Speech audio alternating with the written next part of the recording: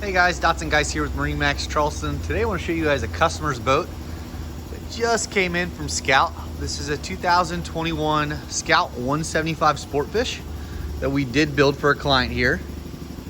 He's been anxiously waiting.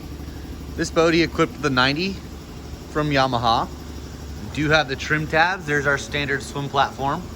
He opted for the shark gray hull color. And you see he did upgrade the seating here to where we've got the flip back-to-back seat, and then you got the aft jump seat backrest.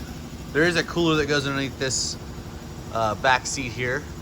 There's our standard helm. We do have the optional trim tab controller up there. Again, our Sportfish 175.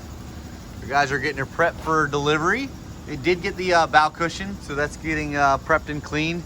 He did opt for the bow rail, so this is a unique opportunity to see it. The 175 with the bow rail. It's a very clean look, great for a small family like this particular customer has.